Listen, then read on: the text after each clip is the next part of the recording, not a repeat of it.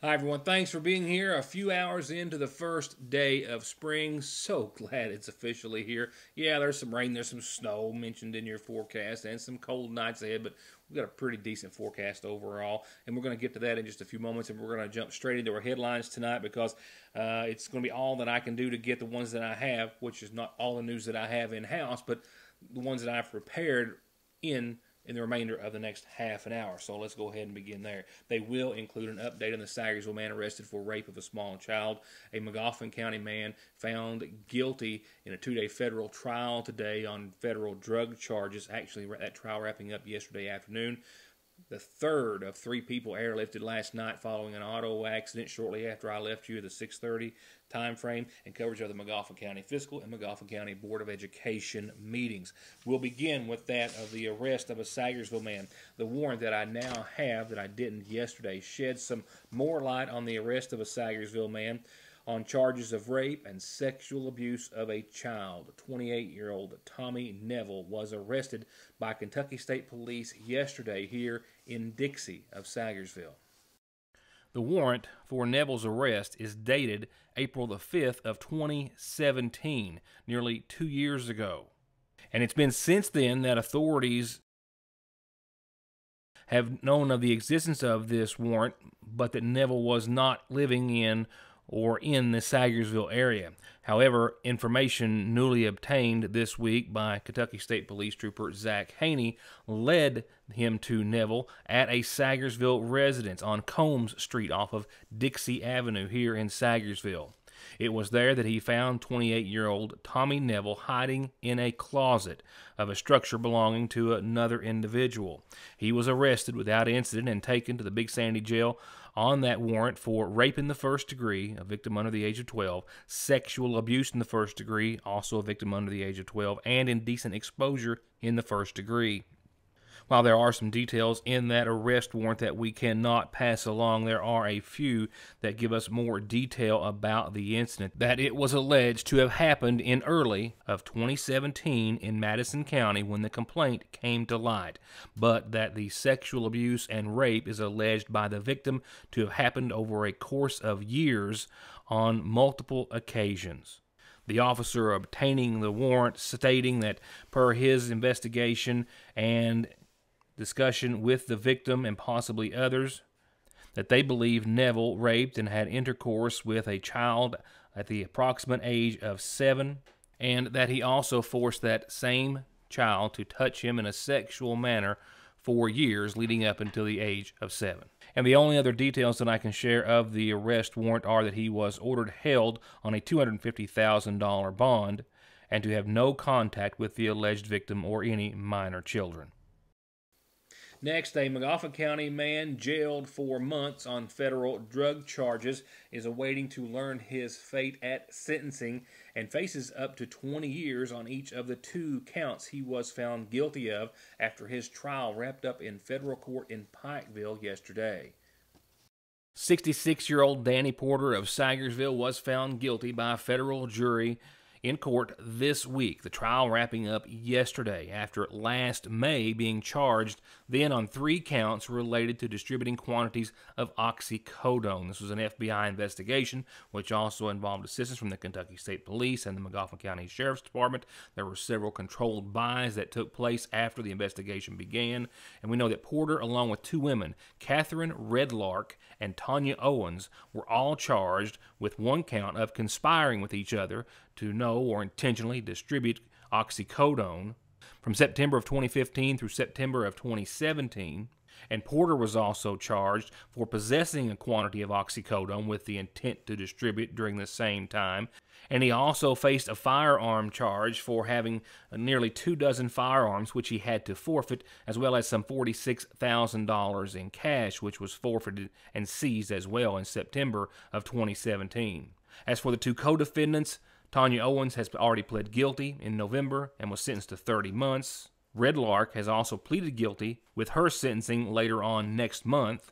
And Porter's jury trial, which wrapped up this week, actually came after 2 separate occasions of him indicating to federal officials that he was going to take a plea agreement, but then not doing so at the last moment, thus resulting in the 2-day jury trial in federal court before Judge Karen Caldwell. Porter now faces up to 20 years on each of count 1 and 2 and not more than $1 million fine, and is due to be sentenced on August the 6th. And was remanded into the custody of the United States Marshal Service pending his sentencing, where he has been since his initial arrest after indictment. And a Magoffin County man, Paul Spanky Arnett, was the third of 3 individuals to be airlifted out of Magoffin County yesterday following accidents. According to the Magoffin County Sheriff's Department, who was on scene investigating, he lost control of his Ford Crown Victoria and careened over an embankment, having to be airlifted from the scene after being extricated from his car, with an eyewitness seeing the high-speed crash. There was actually an eyewitness to this crash who was jogging right in this very area at the exact moment it happened and saw the entire thing. He gave me some details off camera, saying that he saw that white Crown Victoria coming down the exit off of the Mountain Parkway at an extremely high rate of speed, and that it became airborne even before it got to the top of the bank. That the vehicle then plunged over the embankment and crashed headfirst into the rocky area, as you see here. Who said this vehicle passed them on the Mountain Parkway seconds earlier, traveling anywhere from 100 to 110 or 20 miles per hour. The rescue squad and responding members of the Middle Fork Fire Department, as well as EMS with the ambulance service, all worked for quite some time to remove Arnett from the vehicle. He had a leg that was severely damaged that would require treatment at a trauma center. Therefore, HealthNet was called and landed on Route 30, and he was transported from there to a location I'm unsure of at this hour, and we have no updates on his condition. His vehicle, I can tell you, was the only vehicle involved, fortunately, in this accident. The authorities were also trying to determine if the vehicle was actually allowed to be on the road. The VIN number did not match on different locations of the vehicle. The license plate actually belonged to what they believe was another vehicle, and the decal on the license plate was also believed to belong to a possibly third vehicle. When I come back to Magoffin County Fiscal Court, among other items discussed in last night's meeting, went over some support for the Magoffin County Jailers Department. Also, there was a representative on hand talking about leasing equipment to the Fiscal Court at an ultimate savings. I'll have that coverage next. Here's just some of what's hot through Wednesday at your Sagersville Save-A-Lot. T-bone, $4.49 a pound in family packs. Get chicken drumsticks or thighs for 69 cents a pound. 1-pound bags of mini carrots are less than $1 at 99 cents, and yellow bananas are just 44 cents a pound. Find a variety of boxes of Suddenly salad for just 99 cents, and Sara Lee whole wheat breads on sale this week for just $2.29. At your Sagersville Save-A-Lot, where you can shop other incredible in-store specials every week with no gimmicks, just low prices. I'm Bill Tinker. I've spent the past 19 years defending insurance companies in car crashes, truck crashes, and slip and falls. Are you involved in a case like that? Is the insurance company giving you the runaround about your medical bills, your benefits, or your lost wages? Contact me at McFarland Tinker Law Office. With our combined experience of over 58 years, we're here ready to work for you. What happens when you combine the region's best network with a plan that requires no money down on the phone you choose, but also allows you to upgrade to the latest and greatest phone quicker? You get the Appalachian Advantage. Get any device for $0 down and upgrade your smartphone once half your device payments are made. With a qualifying trade-in, choose a device payment plan, 6, 12, 18, 24, or 36 months. We'll leave that decision to you. Just another way Appalachian Wireless proves better service and bigger savings. That's today's Appalachian Wireless. Phone payment plan required. See store for details. Advantage requires no money down. Taxes due at time of sale. At Sagersville National Bank, they know your house is much more than your home. It's an investment, and for many of us, the biggest we'll ever make. And whether it's for needed repairs and maintenance, or a new addition or renovation to give you some more room and more equity, let Sagersville National Bank deal with all the financial work and worry. Real and real competitive, hometown, homegrown, home improvement loans at Sagersville National. Don't drive or let your family drive in this or this before doing This, stopping at Conley Tire in Staffordsville for brakes, oil, alignment, and of course, tires. Thousands of tires in stock every day to fit anything, with 6 months no interest financing, and over 33 years of quality service with a smile. Conley Tire in Staffordsville.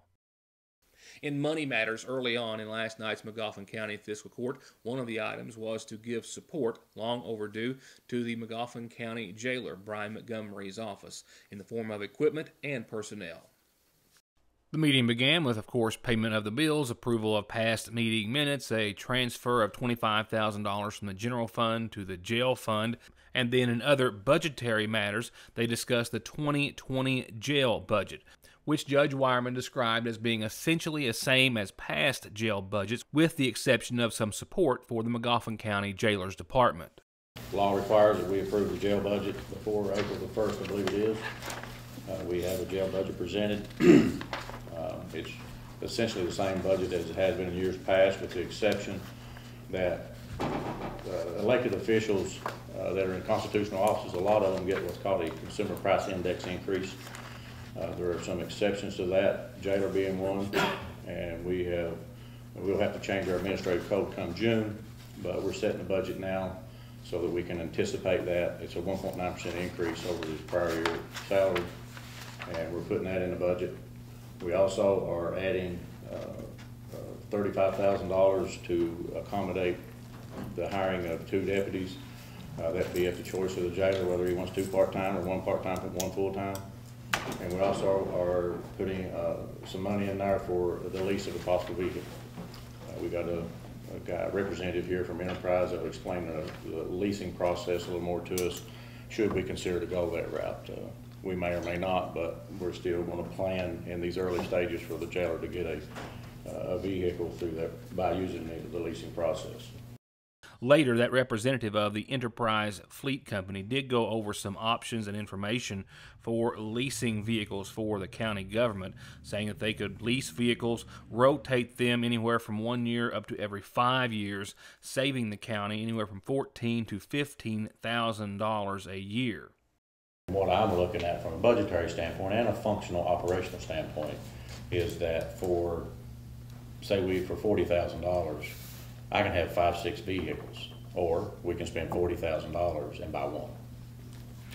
And I'd much rather have 5 vehicles serving the county and getting that benefit with the opportunity. And what he was talking about earlier, as I understand it, and correct me if I'm wrong, is the Chevy Silverados is, as an example, from the information that I've seen, they have the opportunity to sell them after a year for more than what we leased them for, because they hold that much market value.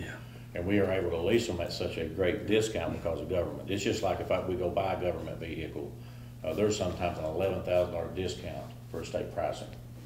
So I mean, I've done it for years, I know. But the capital outlay of funds, getting one vehicle versus getting 5 or 6, to me, would make sense. We're still going to spend $40,000 a year, and we're going to have 5 vehicles right now, or we buy a vehicle a year for 5 years. And spend $40,000 a year, and after 5 years, we got maybe a jump, you know. Right. Then that's just the long and short, because that's where I'm wanting to go. I don't know for sure. We'll get 1, or we'll get 5, we'll even get none. I don't know, but I just wanted you all to hear it and to understand what I've been talking about for the last little bit. And following discussions, all voted in approval of the jail budget, and all were in agreement with taking into consideration the information provided by the Enterprise Company. With the last portion of meeting reserved for comments from the floor and from the fiscal court, with all magistrates and the judge thanking everyone throughout the McGoffin County area for their patience, with the understanding that they are going to get it to everyone as soon as possible in regards to the flooding damage that they're still working on. And they also said that in relation to that, in lieu of the fact that all county employees are working all over the county in that regards, that they are looking at pushing up the spring cleanup campaign to sometime late in April or early May, because of not having the manpower to take it on at the same time that they're undergoing so much flood repair. And when I come back, more local governmental coverage. It's the Board of Education meeting. A couple of things I'm sure a lot of folks are wondering about. Spring break and our school calendar 1. I will also talk about how they're going to try to remedy that problem to at least some degree possibly with NTI days next year. We'll pick that coverage up next. Colorectal cancer is the #2 leading cancer death in the U.S., with 90% of new cases in people 50 or older. And while people with family histories have 2 to 3 times greater probability of getting colorectal cancer, 80% of the new cases are in people without a family history. And Hope Family Medical Center wants to remind you that they're here with simple, easy, at-home fit testing so you can get the reassurance you need if you're over 50 or have a family history of colorectal cancer or just want to be sure. It's another way that Hope Family Medical Center wants you to be healthy. Call or come in today. From brakes, exhaust, suspension, fluid changes, to expert collision and auto body, to turning your 4x4 or diesel from mild to wild, get real auto maintenance, paint, and repair at Black Smoke Performance in Dixie of Sagersville. 349-8785. The flu and flu-like illnesses are widespread in Kentucky, and they're not going away anytime soon. So odds are, if you aren't or haven't been sick, you likely will be. And Parkway Pharmacy has exactly what we all need to fight it and any other cold or illness, from immune boosters for adults and children as young as 2 to all-natural homeopathics made right here in the United States of America. They can help prevent you from getting sick or get you fast relief if you already are. With great tasting and easy-taking gummies, powdered mixes, rapid-melting fruity tablets, and syrups at Parkway Pharmacy. It's a new day of deals every day at Parkway Gun & Pawn, with an always new selection of like-new musical instruments, power and hand tools, not to mention jewelry, games, guns and ammo, and popular hard-to-find electronics, from Guitar Hero to amps to a pro-quality karaoke machine just in. It's all here today, gone tomorrow for pennies on the dollar at Parkway Gun & Pawn. Ultra low carb and ultra tasty doesn't come together very often, but it has at your Sagersville Lee's with our new low carb plate.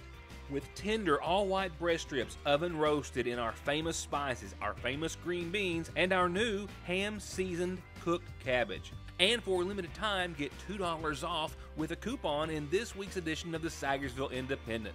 That's right, save $2 and eat just about as many carbs at your Sagersville Lee's famous recipe. A few of the things I'll focus on tonight from last night's Magoffin County Board of Education meeting: attendance rates, spring break on or in the calendar, and refinancing to save the school a couple of $100,000 over the course of several years. The meeting began early with the board recognizing and honoring Brandy McFarland, one of 2 Magoffin County High School teachers getting their master's degree through the SOAR STEM initiative, something that I covered in a special report some months ago. I think they're both graduating in May, and their performance has been outstanding through the program, the second of the 2 teachers to be recognized at a later Board of Education meeting. The Director of Pupil Personnel, Terry Watson, outlined about a 91.46 attendance average to date in the school system, saying that they had accumulated 10 low attendance days due to weather. And we'll talk more about school attendance and the school calendar in just a few moments.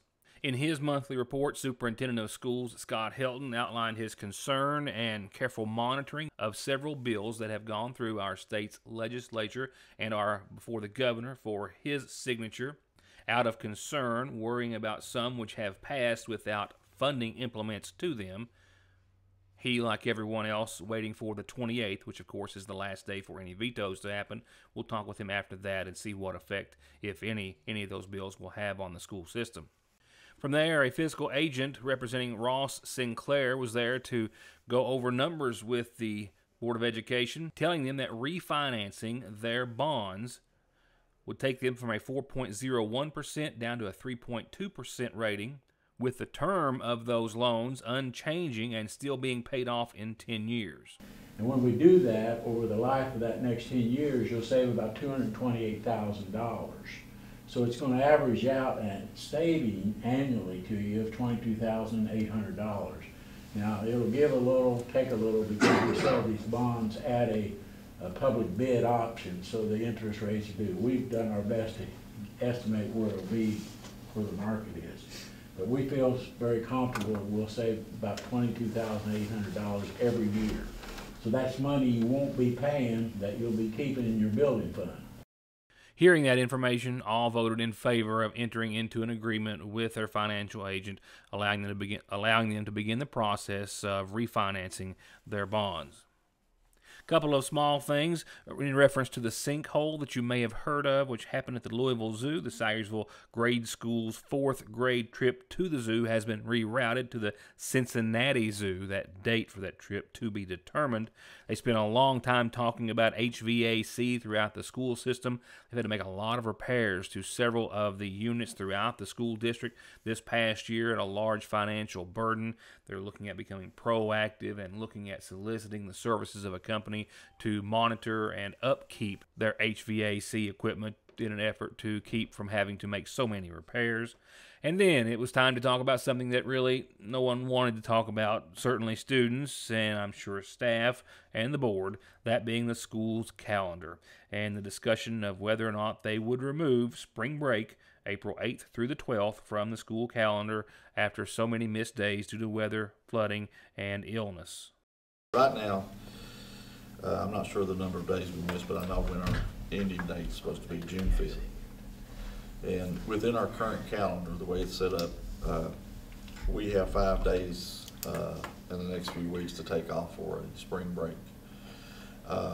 My proposal would be to look at all or some of those days to take away that ending date and remove that back from June 5th, put us somewhere along the lines of the end of May, to where we can have a little longer summer for them. We've missed a lot of school, and I apologize to the parents and families, but there was a couple of mornings that, you know, I could have probably pushed and had it, and then there's some mornings I pushed and had it, and it was hurry on all of us, and it's not an easy call when you're trying to determine whether it's safe to go to school, because God forbid we have anyone get hurt. But we had a death with some of our employees and things like that, cost us some days and things like that. So it's been a stressful year, but we're at that point now. You know, you have to make a decision. When do we want to get out of school, and how much of a summer break do we want to have? And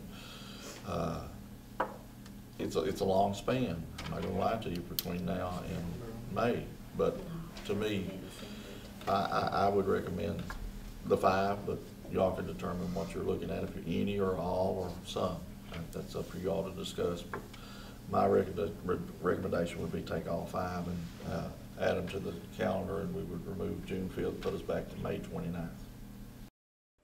And with some more discussion and with a motion to remove spring break from the calendar, there was also a vote to do so, but also remarks following by board member Jesse Rudd in regards to his support of implementing NTI days into the Magoffin County School District calendar. I think that we need to maybe have some type of exploratory committee or some kind of committee to communicate with other districts to kind of get a groundwork and see what we need to do to move on this. And on the heels of that motion by Rudd to form an exploratory committee, they all agreed in doing so and putting the Director of People Personnel, 2 teachers, the superintendent, a classified personnel, a board member, a bus driver, a member of the PTA, and possibly some others to come together and question them all, as well as some superintendents from area school districts who are using the NTI system to find out the pros and cons, keeping in mind that they have to have next year's calendar approved by May so they can request up to the 10 maximum non-traditional instructional days, the NTI days, meaning they have between now and then to put the plan in place. And I've still got some other meeting coverage and news to get to. We'll pick that up on tomorrow night's program. Right after this, we'll pick up some new announcements, a few reminders, sadly some funeral service announcements as well on tonight's Magoffin Farm Bureau community calendar. And your weather forecast. Definitely some tweaks there, and it's going to be kind of filled with some sun, some rain, and some snow all at the same time, or one right after the other. Stay tuned. It's tax time, and that means it's time to cut prices at Gateway Motors. Check out this gorgeous 2013 F-150 Crew Cab. Books for over $17,000. Their price $14,900. This 09 one-ton E350 van has got only 119,000 miles on it. They've got it priced at $7,900. It books for over $10,000. Come make them an offer. This 09 Chrysler 300's got leather, nav, heated seats, and more. $4,900. And this 06 Ford Explorer is in great shape. Only 84,000 miles, new tires and more. While they last at Gateway Motors in Sagersville. Spring's here, well, at the seasonal shop with new arrivals in every department like women's mud pie and Charlie Page clothes, the perfect addition to your wardrobe. And Simply Southern is simply fully stocked, and they've got a lot of new items, new short sleeve tees, key rings, planners, caps, wallets, purses, and more. And speaking of more, Mary Square is at the shop. This beautiful line makes a perfect gift or a great way to brighten your day, featuring everything from Bible covers to notebooks to lanyards, badge holders, bottles, cups, and ID holders. And their home decor section is absolutely filled wall to wall with new arrivals, all to make your house the home you want it to be. All at Fraser's Prater Drugs seasonal shop. If you've driven down the road, watched TV, or listened to the radio, you've seen or heard the ads for the Sign and Settle law firms. When I hear of someone settling their case for pennies on a dollar with these firms, it chills my soul. If you've been injured, it's all about the money. I'm Attorney Jeff Lovely. I represent injured people who deserve all the money they can get. Call me at my Sayersville office at 349-4522, West Liberty at 743-1965. Here's tonight's community calendar, starting off with a public meeting to be held at the first of next week, for which everyone is encouraged to attend. The Big Sandy Ad Board is hosting a public meeting for the Royalton Trail Town project this coming Monday night concerning the $1.9 million grant from abandoned mine lands in the Ronald Reed Bottom on Route 7. Now that's Monday night, 6 to 8 o'clock at the McGoffin County High School on the East Mountain Parkway. Everyone is encouraged to attend. And from the McGoffin County Senior Citizen Center, a reminder that tomorrow is their health fair from 9 to 11, and this is open to anyone in the public, not just our Senior Citizen Center members. A great time to get your A1C levels checked. They'll have other services there as well. That's 9 to 11, and commodities are going to be distributed tomorrow at 12:30, and if you're not getting a box, but you're still going to be there, they'd love to have you hanging out and helping. It's a great place to volunteer a little time. That's tomorrow at 12:30. And South McGoffin Elementary doing kindergarten registration all next week. And the Your News Today community calendar open all next week and every week for your announcements, including birthdays and anniversaries. Going further are tonight's funeral services brought to you by the McGoffin County Funeral Home. Services, I'm told, were held yesterday for 49-year-old Freddie D. Williams of Mount Sterling, Ohio, who's survived by his sons Matthew and Kyle Williams and Mason Shoemaker, also a daughter, Kelly Williams. Once again, services held yesterday. 49-year-old Randall Howard of Limbs Branch Cemetery Road passed away this week, the son of Stella Hager Howard and the late Adam Howard. Besides his mom, he's survived by his wife, Diane Marshall Howard, son Travis Wireman, and daughters Elizabeth and Josephine Wireman. Visitation is tonight and up until services that start tomorrow at 1 from the Sagersville Funeral Home. 92-year-old Earl Edward Likens of Sagersville passed away this week. On yesterday, he was married to Ernestine Arnett Likens, who preceded him in death, but he's survived by his son, Thomas. Visitation is going to be after 5 this Friday and prior to Saturday's services. They'll begin at 11 o'clock that morning from the McGoffin County Funeral Home. 72-year-old Scotty Dyer of Southeast Licking River Road in Sagersville passed away earlier today. Funeral arrangements are incomplete at this time, but to be announced soon by the Sagersville Funeral Home. And funeral arrangements are also yet to be made and announced in honor of 68-year-old Patricia Johnson of Mealy. She passed away today, the wife of Don Johnson, who survives. Announcements to be made under the care of the McGoffin County Funeral Home. Now, before I go into what's coming up in tomorrow's edition of the Sayersville Independent, let's go into tonight's weather forecast, powered by Licking Valley RECC and our National Weather Service Center out of Jackson.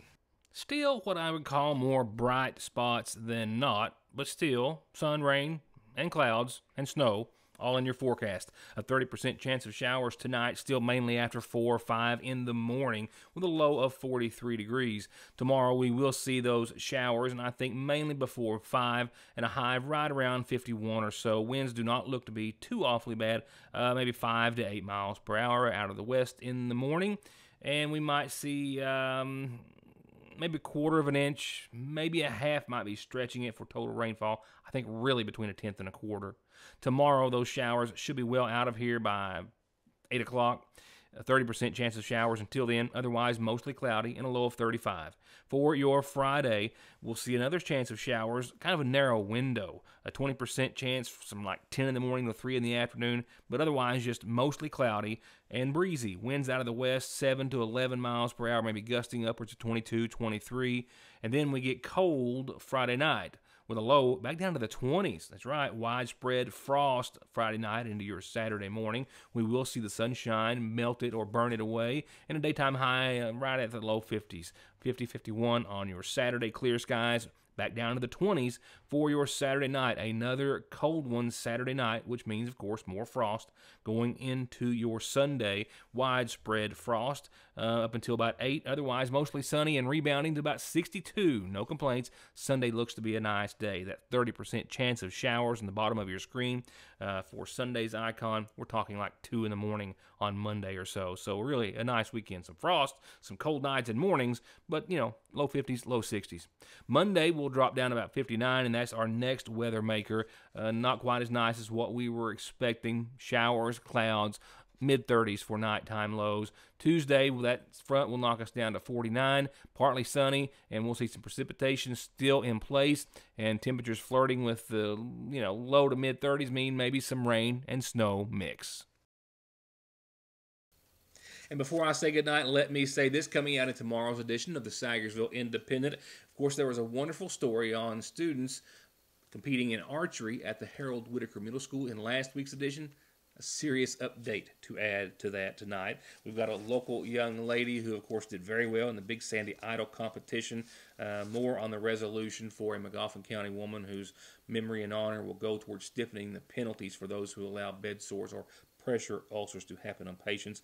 There as well will be more information on the City Council, Fiscal Court, and the paper also tomorrow will have a follow-up and some more details, as I only had limited time to cover the Danny Porter case that I referred to earlier. That old page, well, the historical page takes us back to 1999. I think there's a firefighter in there mentioned. We had a new traffic light going in 1999. We added a few more since. It's always a great look back. We hope you'll pick up an edition of the paper tomorrow and hope to see you back here tomorrow night. Thanks for watching.